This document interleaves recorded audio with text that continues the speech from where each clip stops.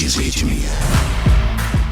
Você acredita que essa tentativa de controlar redes sociais, aplicativos de conversa e tudo mais, pode ter a ver com isso? Por exemplo, eu recebi uma informação, um comentário seu lá em São Paulo. Esse tipo de comentário, para não chegar mais a esse tipo de coisa, chegar a uma linguagem única? Claro, eu vou te dar dois exemplos para mim, bem evidentes, né? O primeiro é que enquanto a gente grava esse podcast, esse teu vídeo para o teu canal, nessa semana o presidente nosso da República recebeu um ditador genocida, fascínora, que tem uma recompensa contra si, né? Os Estados Unidos dão uma recompensa por ele ser narcoterrorista. E isso não é o pior é que o que o Lula falou, que é uma narrativa que foi construída contra o Maduro e que o Maduro precisa construir ele a narrativa dele. E aí o Lula remata dizendo que a tua narrativa vai ser bem melhor. Então, a esquerda, principalmente, todos os regimes totalitários, de direita ou de esquerda, mas a esquerda, mesmo nas democracias, ela quer sempre criar uma narrativa,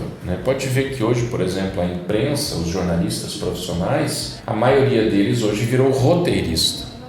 Nessa semana, quem puder assista o Roda Viva com o Deltan Dallagnol, e ali o Deltan Dallagnol ele desmascara brutamente o roteirismo de toda a bancada que está entrevistando ele. Quer dizer, você não tem jornalismo, você tem um roteiro a seguir e você insiste nesse roteiro ao arrepio do trabalho jornalístico, de pesquisa, de leitura e do contraditório, né? Então esse é o primeiro ponto. A esquerda, ela quer sempre criar narrativas, ela não vive dos fatos. Coreia do Norte, China, hoje a Rússia, né, com os resquícios comunistas, Cuba e a própria Venezuela, é narrativa. Então o Lula escancara isso. Maduro cria uma narrativa própria, venda ela, e ao melhor estilo Goebbels, né, um marqueteiro nazista, repita essa mentira muitas vezes, porque o Lula disse, você vai convencer as pessoas com a sua narrativa. Quer dizer, tática mais nazista e mais nefasta que essa eu não conheço. E o segundo fato é que o presidente da Câmara dos Deputados, Arthur Lira, ele é um condenado em segunda instância e só pôde concorrer por causa da liminar de um desembargador desses que a gente, enfim, nem sabe de onde veio para onde vai. Só por isso ele está podendo concorrer. E como é que a gente sabe disso? Porque isso não aparece na TV. Isso a gente sabe pelas redes sociais. Às vezes um recorte de um vídeo, talvez alguém que vai estar assistindo esse nosso podcast nem sabia disso. Quer dizer que o Lira é um condenado em segunda instância, não pode pela ficha limpa concorrer e só concorreu e hoje é o presidente da Câmara dos Deputados por causa de uma liminar. Esse é o Brasil. Então esses dois exemplos são flagrantes para mostrar por que se investe tanto na censura das redes sociais.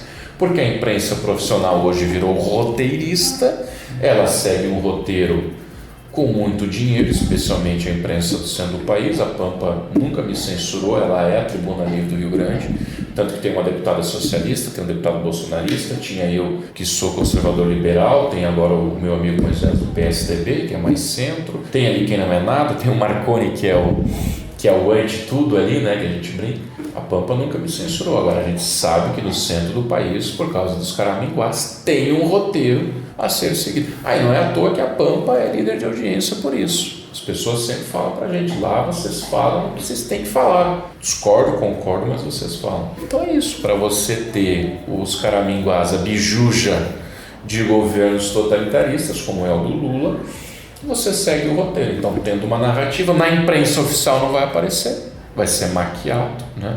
Como foi o Mensalão lá atrás, por exemplo. E na rede social, se você censura, você tem o cenário perfeito. Você tem a imprensa na sua mão e você não tem a rede social democrática ou democratizante para ficar sabendo, como no caso do Lira, que é um condenado em segunda instância. E parte disso só se tornou possível porque saiu da mão da grande imprensa, né? Através das redes sociais. Eu chamo de pequena imprensa, porque quem faz esse tipo de trabalho, sim. Eu estou só brincando contigo.